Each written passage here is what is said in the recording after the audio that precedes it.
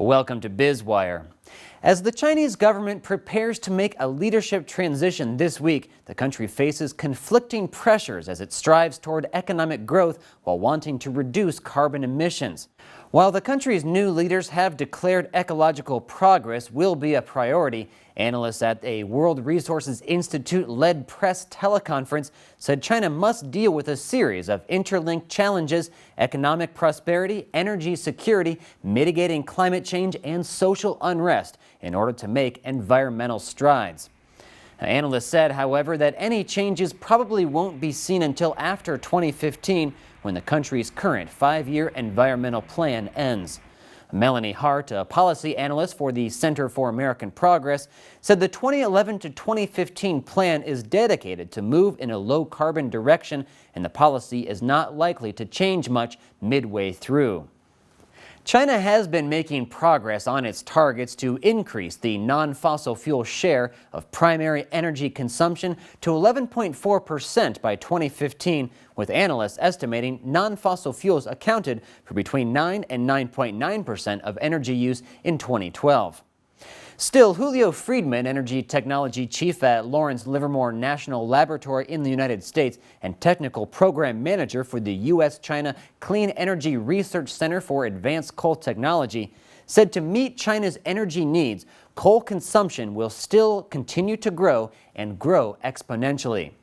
Friedman said he expects a 50 to 60% increase in China's coal consumption in the coming years.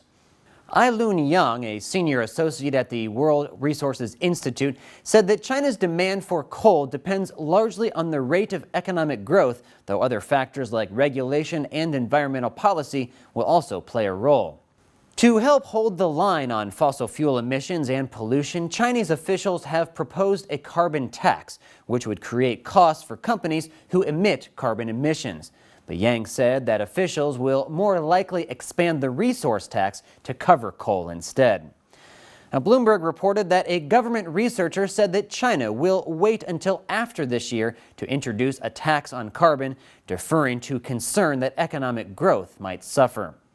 Jia Kang, head of research at the Ministry of Finance, said the nation eventually expects to introduce a levy of 5 to 10 yuan, equivalent to 80 cents to $1.61 per ton of carbon. Jia said the carbon tax is still in internal discussions, but admitted there is obvious opposition without identifying the opponents or interest groups.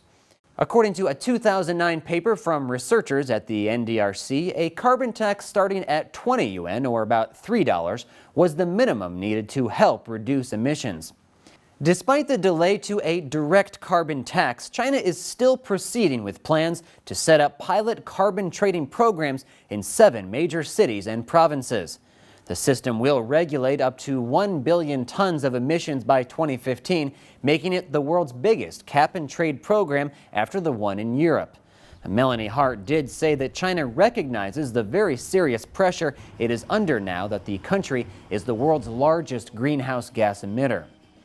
While China's leaders may not be directly accountable to its people, they are nevertheless cautious and sensitive to issues that could cause social unrest. Just as in the United States, a new tax on emissions would be unpopular with consumers in China, who are already battling inflation that many analysts believe is higher than the official 3% rate.